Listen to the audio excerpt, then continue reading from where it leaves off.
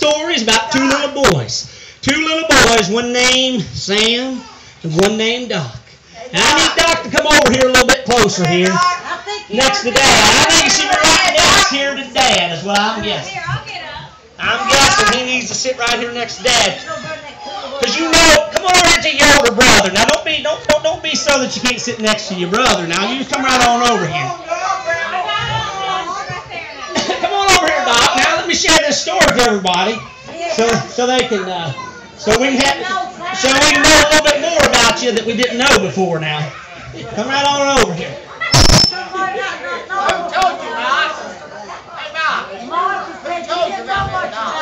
Well, I never give out sources on who told me stories. I just always tell me a little bird told me the stories. Because, you know, if you start telling people who told on you, you know what I'm saying? Then they stop giving you stuff. So I usually try to keep that to myself. So, well, let me tell you how this story goes. There's two little boys. And there's one named Sam and there's one named Doc. And I'm sure your sisters and brothers around me can verify this. Around here on Current Street, these two little boys were getting in trouble all the time. I mean, they would do things. It was just incredible. And they'd get in trouble here and there. And so Jesse and Maldy had about had all they could take with these two boys. All they could take with these two boys. Because they had done things that they could just pull their hair out. You know what I'm talking about, Paul? You know, Silas, don't you? Them things that just make you go gray. And that's why I'm going gray. My kids got stuff that I know they don't listen to you, you know. Always getting into stuff they shouldn't be, like getting smoked out of a tunnel I heard about, you know, Dad, you know, over there at Tursville. So they do all this stuff. And they just about pulled their hairs out. So they didn't want to have the talk because they had already talked with the two boys, and they about blew in the face. So what they had done is they had lined up a talk with Preacher John. They go up and talk to Preacher John.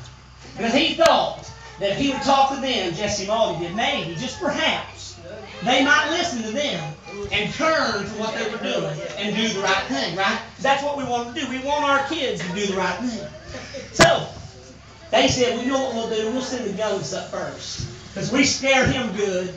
You know, Sam might just tote right back to the line. That's what they said. You know, that's what they said. They wouldn't say. So Preacher Johnny says, well, you go ahead and you send Doc over in here first. And then we'll talk to Sam a little bit later. So in comes Doc. You know, Doc's all confident. He comes in there, just that little boy swagger, you know, coming in there. And he sits down in that seat. Yeah, like that. He's starting a bit like this, but he's a little boy. I think he did. Well, so he sat down behind Johnny's desk. And he sat down there, and Johnny says to Doc, he says, Doc, he says, where is God? He said to Doc. Oh, this made Doc a little nervous. It did. Doc's little swagger, his little smile on his face, it was wiped clean. It was wiped clean. All from it. He's no longer smiling now. He was just sitting, just staring straight ahead, Johnny, like this. So Johnny looks at him again. He says, Doc. He says, where is God? A little bit louder like that. Old Doc's getting really scared. He's shaking his knees like this. Like this. He's getting a little jittery sitting in that seat. But he still remains silent. He is not broken at all. He just stands there just like this. Although you can just see him a little nervous.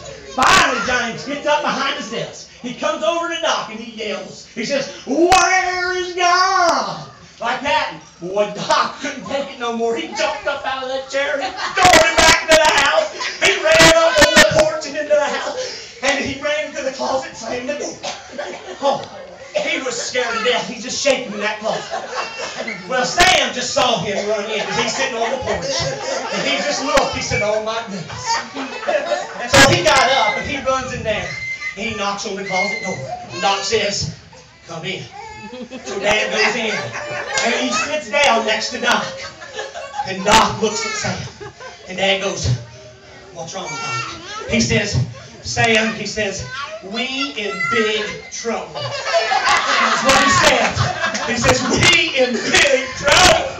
And Dad says, why, Doc? Why are we in big trouble? He says, Sam, he says, God's done gone missing, and they think we done it. That's what they said. That's what they said. God's gone missing, but we done it. Oh, we did it. Oh, my goodness. Oh, my goodness. Well, we kind of know the story of that, don't we? We know the story of feeling like God ain't around sometimes. We do. We do know that. There's times in life where we go through struggles. You know that, family. We went through a lot of struggles. We're going through struggles now. And you know, you look in this world, you see war. You see all kinds of things that are going around. And we think, where's God in all this? You know, there's times when we think that. And I want you to know, God is right where He has always been. He is right where He has always been.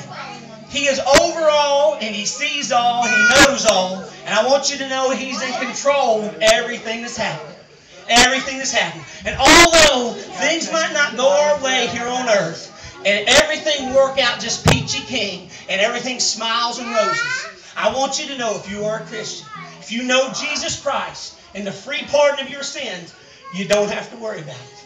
Because this is going to be the worst place you ever going to know. The worst place you ever going to know. God is there, and He's promised us a home. You know, He says, for in my Father's house are many mansions. He says, if it wasn't so, I wouldn't have told you. He said, you believe in God, believe also in me. Right? Believe in Him. He's got a place and a home prepared for us. Never said the Christian life was going to be easy. He always tells us in His Word too that He says, when the trials come, when the persecution comes, we know it's going to happen. It's not going to be perfect all the time.